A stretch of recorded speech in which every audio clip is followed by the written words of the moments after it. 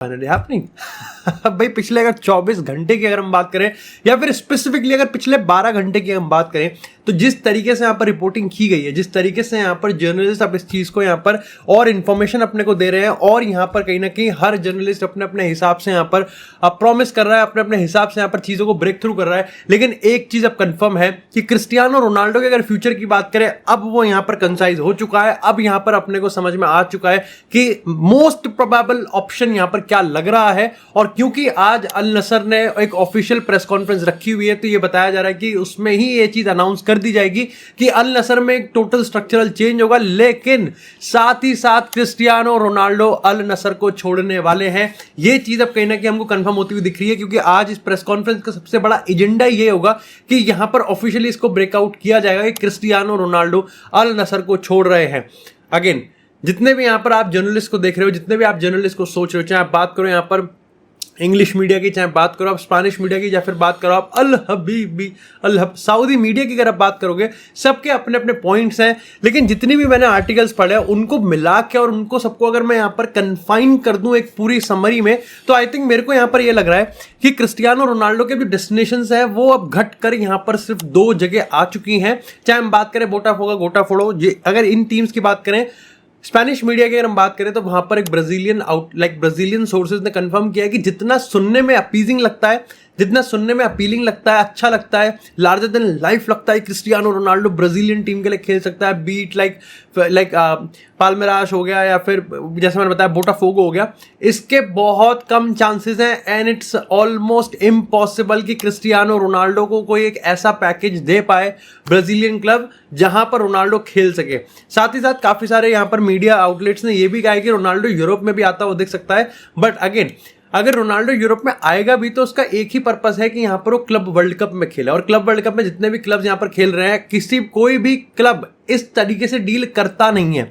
सबसे best bet होती है कि यहां पर Cristiano Ronaldo real Madrid, but again तुमको पता है कि ये चीज अगर होनी होती तो ये चीज पहले ही हो जाती। अब इसका कोई मतलब नहीं बनता। ऐसे में यहां पर जो 2 डेस्टिनेशन निकल के आई है वो ये है कि अल नसर शायद से यहां पर या तो यही बता दे कि क्रिस्टियानो रोनाल्डो अल हिलाल जा रहे हैं, मतलब ऑफकोर्स वो नहीं बताएंगे अल हिलाल, लेकिन रोनाल्डो का अल नसर छोड़ के जाना और उसके इमीडिएट बाद हमको यहां पर 12-24 घंटे के अंदर क्रिस्टियानो रोनाल्डो की ऑफिशियल कंफर्मेशन दिख सकती है कि वो अल हिलाल ज्वाइन कर रहे हैं। हाल ही में अल नसर के प्लेयर लजामी ने भी यहां पर अल हिलाल स्विच करा है। या फिर सबसे बड़ा यूनिवर्स हो सकता है अगर अल नसर यही बता दे कि क्रिस्टियानो रोनाल्डो ने 2 साल का कॉन्ट्रैक्ट रिन्यू करा है। देखो मामला इंटरेस्टिंग इसलिए बन चुका है क्योंकि अगर आप अल नसर की सोचोगे तो अल नसर अभी भी यहां पर इस होप्स पे है, क्योंकि जो क्रिस्टियानो रोनाल्डो का पूरा वो ट्वीट था उसके बाद भी यहां पर यही अल नसर के अगर सीनियर एग्जीक्यूटिव्स की बात करें तो वो यही यहां पर पब्लिकली इस चीज को बोल रहे थे कि रोनाल्डो ने सिर्फ सीजन एंड के लिए यहां पर बोला था, वो एक नए सीजन के लिए बात है, ना कि वो एक रोनाल्डो अल नसर को फेयरवेल दे रहा था। लेकिन एट द सेम टाइम ऐसा बताया गया कि सऊदी के जो ऊपर के हैं मई बाप, वो पूरी तरीके से प्रेशराइज कर रहे हैं अल हिलाल को, और अब अल हिलाल रोनाल्डो को पूरी तरीके से कन्विंस कर रहा है कि किस तरीके से रोनाल्डो अल हिलाल को ज्वाइन कर सके। लेकिन जितने भी आर्टिकल्स मैंने पढ़े ना, कहीं भी ऐसा ये नहीं आया कि रोनाल्डो और अल हिलाल के बीच में जो भी कॉन्वर्सेशन हो रही है वो एक सीजन लॉन्ग के लिए हो रही है, जहां भी है वहां एक short term club world cup के लिए। इसका सेंस तब इसलिए भी बनाता है क्योंकि यहां पर अल हिलाल विक्टर ओसिमन को लेके भी काफी ज्यादा बुलिश है। हाउएवर नेपोली ने एक 75 मिलियन का रिलीज क्लॉज रखा है, लेकिन अल हिलाल उतना पे नहीं करेगी। अल हिलाल 35-40 मिलियन पे करेगी। और उसके साथ एक मस्त चीज और है, चैंपियंस लीग फाइनल के बाद अल हिलाल ने अपना जो हॉटेस्ट टारगेट बनाया है वो कोई और नहीं बल्कि इंटरनेशनल के मैनेजर सिमियोनी इंजागी को रखा हुआ है। Imagine Cristiano Ronaldo under Simeone इंजागी। But ये चीज अब कंफर्म होती हुई दिख रही है कि हमको 2025 में Cristiano Ronaldo versus real Madrid देखने को मिलने वाला है। भाई साहब, भाई व्हाट इज दिस, कौन सी दुनिया में है भाई हम? ये कैसे, मैं चौंकूंगा नहीं अगर 2025 में कैंप न्यू में एक फ्रेंडली अगर inter Miami versus FC Barcelona, जो कि होना भी चाहिए सीरियसली भाई। I think Cristiano Ronaldo versus real Madrid कितनी बड़ी चीज है ये। बट आई थिंक कहीं ना कहीं अब ये दिखता हुआ दिख ही रहा है कि क्रिस्टियानो रोनाल्डो अब यहाँ पर अल हिलाल के प्लेयर बनते हुए दिख रहे हैं। Do let me know in the comment section कि क्या तुमको लगता है कि क्रिस्टियानो रोनाल्डो अल हिलाल का प्लेयर सिर्फ 1 महीने के लिए है या फिर कहीं ना कहीं वो यहाँ पर 1 सीजन के लिए भी है? क्योंकि विक्टर ओसिमन अल हिलाल को चाहिए। फिलहाल के तौर पे बताया जा रहा है कि यस, ऊपर वाले लोग अल हिलाल पे प्रेशराइज कर रहे हैं कि वो रोनाल्डो को रखें, क्योंकि रोनाल्डो को क्लब वर्ल्ड कप में खिलवाना ही है कैसे ना कैसे करके। और कुछ रिपोर्ट्स ये भी बता रही हैं कि अल हिलाल अब रोनाल्डो को मना रही है कि भाई आजा यार, इधर आजा। काफी लोगों ने कहा है कि यहाँ पर विक्टर ओसिमन के लिए जाना चाहिए, बट काफी लोगों ने कहा है कि फिलहाल आप क्रिस्टियानो रोनाल्डो के लिए जाओ। अब ये चीज समझ में नहीं आ रही कि ओसिमन रोनाल्डो 1 महीने के लिए, रोनाल्डो 1 सीजन के लिए, ये चीज अभी भी क्लैरिफाई होने बाकी है। लेकिन क्रिस्टियानो रोनाल्डो शायद से सऊदी अल नसर को छोड़ रहे हैं, ना कि सऊदी प्रोजेक्ट को। हाउएवर अगेन ये डिपेंड करता है कि सबसे पहले तो अल नसर जो ऑफिशियल प्रेस कॉन्फ्रेंस होगी उसमें ये बोले कि यहाँ पर रोनाल्डो अल नसर को छोड़ रहे हैं। अगेन सबसे बड़ा उनो रिवर्स कर सकते हैं वो, अगर उन्होंने यही बता दिया कि अल नसर यहाँ पर रिन्यू कर चुकी है क्रिस्टियानो रोनाल्डो, क्योंकि ऑफर अभी भी है, वही 2 साल का ऑफर अभी भी है जिसमें वही सैलरी है 200 मिलियन की। बट इसके अब काफी कम चांसेस हैं कि क्रिस्टियानो रोनाल्डो यहाँ पर अल नसर के प्लेयर बने रहेंगे। जिस तरीके से पिछले 2-3 हफ्तों में यहाँ पर चीजें अनफोल्ड हुई है कि हर कंपटीशन से बाहर हो गए, फैंस में भी रिएक्शन जो है नेगेटिव मिल रहा है रोनाल्डो को। रोनाल्डो खुद यहाँ पर ऐसे जेस्चर कर रहा है कि वो एक गुड बाय है, एक फेयरवेल है। ऐसे में यहाँ पर मुश्किल लगता है। बट अगेन प्रॉब्लम ये है कि जहां पर अगर आप ये समझते हो कि एक सीजन के लिए अल हिलाल जा रहा है, इट मेक सेंस। रोनाल्डो एक बार फिर से सारी ट्रॉफीज के लिए कंपीट करेगा अपनी बेस्ट शेप में, आप कह सकते हो कि यहां पर वो क्लब लाइक वर्ल्ड कप में जाएगा, एक स्विच करेगा वो, लेकिन with in the Saudi territory, तो उसको यहां पर खेलने के लिए एडजस्ट भी नहीं करना पड़ेगा। बट अगर हम बात करते हैं कि यहाँ पर सिर्फ क्लब वर्ल्ड कप के लिए ये चीज पुश की जा रही है, क्योंकि हो सकता है भाई, you never know, Infantino, Donald Trump, Salman Khan, पता नहीं क्या क्या यहाँ पर कर सकते हैं, पुल ऑफ कर सकते हैं। दे रियलाइज कि दे नीड क्रिस्टियानो रोनाल्डो, जो कि अगेन इट जस्ट शोज कि क्रिस्टियानो रोनाल्डो आज भी कितनी बड़ी तोप है। बट व्हाट आफ्टर इट, उसके बाद क्या होगा? क्या हमको रोनाल्डो वापस अल नसर आते हुए दिखेंगे? ये भी शायद से आज क्लियर हो जाएगा। क्या यहां पर रोनाल्डो एक और क्लब को देखेगा या फिर रोनाल्डो अल हिलाल में ही रहेगा? आई थिंक ये सारी चीजें आने वाले कुछ दिनों में अपने को कंफर्म होती हुई दिख जाएंगी। लेकिन इसी के साथ बात करते हैं यहाँ पर रियल मैड्रिड की। तो भाई रियल मैड्रिड यहाँ पर एंजेलो स्टिलर को लेके उनके साथ जो पर्सनल एग्रीमेंट है वो कंफर्म हो चुका है। अब यहाँ पर स्टुटगार्ट के साथ उनकी डील होनी बाकी है, जो कि लग रहा है कि ये भी हो ही जाएगी, जितना भी है 30 से 50 मिलियन के बीच का इसका प्राइस टैग रखा गया है। हाउएवर सबसे अच्छी चीज ये है कि निको पास जो कोमो लाइक फैब्रिगास की जो टीम है, वहां से निको पास लाने का जो ऑपरेशन है वो टोटली डिफरेंट है यहाँ पर एंजेलो स्टिलर से। तो ये दोनों ही मिडफील्डर आते हुए दिख रहे हैं अपने को। और उसके बाद मेरे को लगता है कि रियल मैड्रिड की जो ट्रांसफर मार्केट है वो पूरी तरीके से खत्म होती हुई दिख रही है। जाबी अलोंसो का बहुत बड़ा से है। ऑफकोर्स फैब्रिगास चाहता है कि निको पास ना जाए, बट निको पास स्टिलर आई थिंक अपनी मिडफील्ड पैक हो जाएगी। बट फिर मैं देखना चाहूंगा कि यहाँ पर किस तरीके से Camavinga, Tchouameni, Bellingham, Valverde, Ceballos against Stiller, यहाँ पर अगर हम बात करें निको पास की, इनको किस तरीके से यूज किया जाएगा। लाइक इट बहुत सारी चीजें हैं जो कि रियल मैड्रिड में इस पॉइंट ऑफ टाइम पे चल रही है, लेकिन सबसे बड़ा यही है कि यहाँ पर किस तरीके से चीजों को यूज किया जाएगा। एक मस्त चीज मैं तुमको बताता हूँ। प्रेस कॉन्फ्रेंस में, ब्राजीलियन प्रेस कॉन्फ्रेंस में एंसेलोटी से पूछा था कि भाई आपने एंड्रिक को क्यों नहीं बुलाया, तो एंसेलोटी कहता है मैंने एंड्रिक को इसलिए नहीं बुलाया क्योंकि एंड्रिक ने क्लब फुटबॉल नहीं खेला ना, खेला ही कहाँ, उसको टाइम ही नहीं मिला खेलने के लिए। और मैंने कहा तेरे ही तो क्लब का प्लेयर था, तू ही तो नहीं खिला रहा था उसे। That's a banger.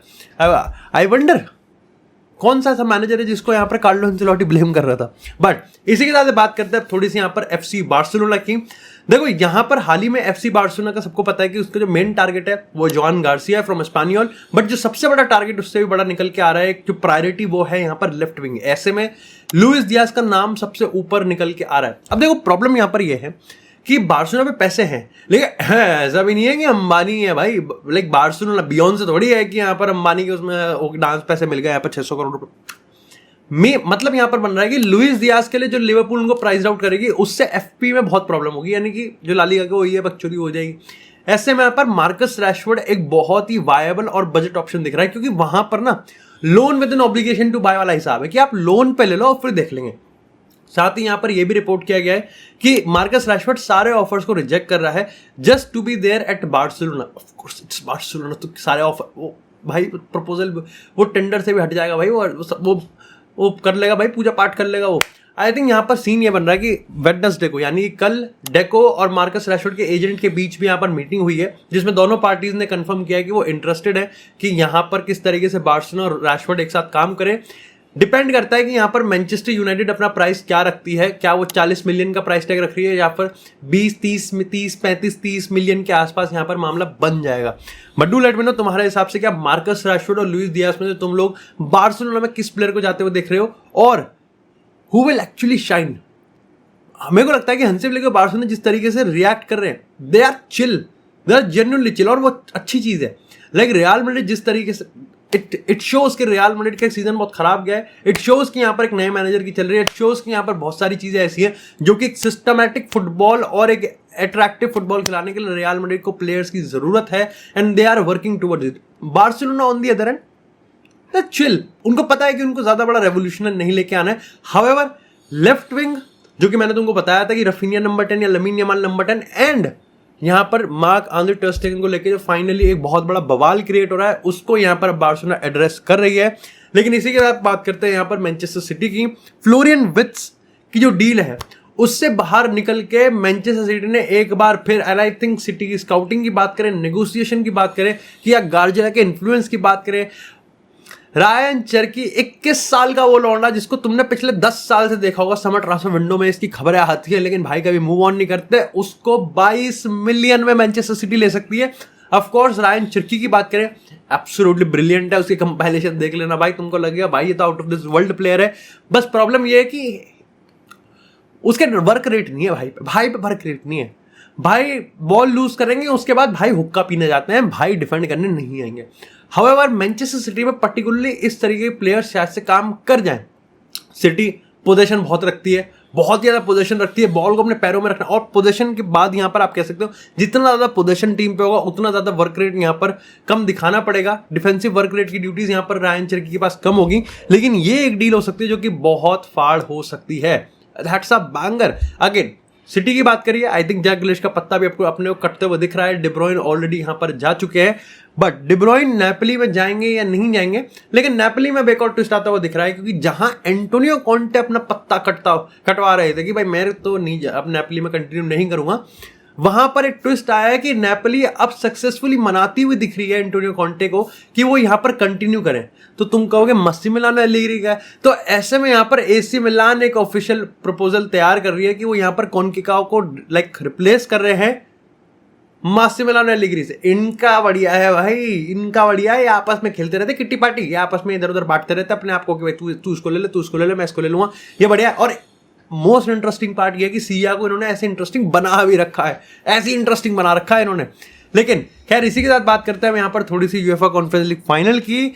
चेल्सी भाई देखो चेल्सी का कॉन्फ्रेंस लीग जीतना इज लाइक 12th का बच्चा यहाँ पर 10th की क्लास में बैठ के पेल गया सबको। बट अगेन चेल्सी पहला क्लब बना है जो यहाँ पर यूरोपा भी जीत चुका, चैंपियन लीग भी जीत चुका, कॉन्फ्रेंस लीग भी जीत चुका। इट इज अट्रैक्टिव, लेकिन मेरे को लगता है कि अगर कल को रियल मैड्रिड का कोई फैन मेरे को दिख जाए कि यार ये वाला रिकॉर्ड तो अपने को बनाना पड़ेगा कि कौन मैं साल है मारो थप्पड़ खींच के। बट एक मस्त सवाल मैं तुमको पूछना चाहूंगा, डू लेट मी नो कि तुम कमेंट सेक्शन में अपना आंसर जरूर देना कि would you rather win conference league या फिर तुम चैंपियन लीग फाइनल हारना प्रेफर करोगे तुम्हारे क्लब के हिसाब से। बट कांग्रेचुलेशंस टू चेल्सी, यहाँ पर चेल्सी इतने सालों बाद यहाँ पर चैंपियन लीग से दूर रही, लेकिन फाइनली वो अब चैंपियन लीग में आ गए हैं और यहाँ पर कॉन्फ्रेंस लीग में भी उन्होंने वापसी करी है। 2 हाफ का एक गेम था, कोल पामर ब्रिलियंट, इसको ओ हो जिस तरीके से यहाँ पर रियल बेटिस खेली भाई, they completely outclassed, they completely tactically उन्होंने आउटक्लास कर दिया था यहाँ पर चेल्सी को। चेल्सी लग रहा था, चेल्सी माहौल पूरा वे, चेल्सी लग ही नहीं रहा था कि वो यहाँ पर कॉन्फ्रेंस लीग फाइनल में खेल रही है, ऐसा कोई अर्जेंसी नहीं थी। इतना यहाँ पर आप कह सकते हो कि लेजी गेम प्ले दिख रहा था, चाहे हम काइसिडो की बात करें या फिर हम किसी और प्लेयर की बात करें। I think Reece James did good, Cole Palmer of course, Nicolas Jackson एक ऐसा गोल मारेगा जहां पर आप जैक्सन के वर्क रेट और उसके एथिक को बिल्कुल चुप में और उसके इमीडिएट 5 मिनट बाद निकोलस जैक्सन आपको प्लेट पे परोस के देगा वो शब्द जहां पर आप वही बोटाफोगो गोटा फोड़ो वाले शब्द उसके लिए यूज करोगे, आप उसके 6 करोड़ खटका दोगे, आप यहां पर उसके पेंडुलम को तोड़ने का प्रेफर करोगे। निकोलस जैक्सन ऐसा टाइप का प्लेयर है, ये हिसाब है। बट यहां पर जिस तरीके से जैसी रियल बेटिस सेकंड हाफ में चेल्सी ने अपने आप को वो डिसिप्लिन रखा, टैक्टिकली उन्होंने यहाँ पर चेंजेस किए, बहुत प्रोएक्टिव हुए और उन्होंने यहाँ पर रियल बेटिस की जो स्टीम थी, जो यहाँ पर रियल बेटिस का वर्क रेट था जो कि गिरता हुआ जा रहा था, उसका फायदा उठा के यहाँ पर जिस तरीके से उन्होंने गोल मारे, दे completely switched up the game. Sancho की परफॉर्मेंस एब्सोल्युटली ब्रिलियंट, यहाँ पर आप निकोलस जैक्सन की गोल बात करोगे ब्रिलियंट, आप उसको कुछ भी नहीं कर सकते। आई थिंक यहाँ पर चेल्सी इस गेम को जितना डिजर्व करती थी जब आप पूरे उसको देखोगे। बट भाई इसको इज अ बॉलर। और ऑफ कोर्स एंटनी का ऑरा आई थिंक कैंसिल हो गया। जेडन सैंचो की फ्रीडम फाइटिंग वाली स्किल्स है, जेडन सैंचो जो हमारे चेल्सी के स्वतंत्रता सेनानी हैं उनके हिसाब से हो गया। और यहाँ पर कह सकते हो कि चेल्सी ने एक रिकॉर्ड बनाया है। वो रिकॉर्ड कितना इंप्रेसिव है कितना नहीं है वो तो खैर बाद में ही पता चलेगा। But thank you so much guys for watching this episode. Make sure कि आप इस एपिसोड को लाइक करो और चैनल को सब्सक्राइब करो अगर आपको भी ऐसी फुटबॉल से रिलेटेड लेटेस्ट न्यूज चाहिए होती है। मैं आपको मिलता हूं अगले एपिसोड में।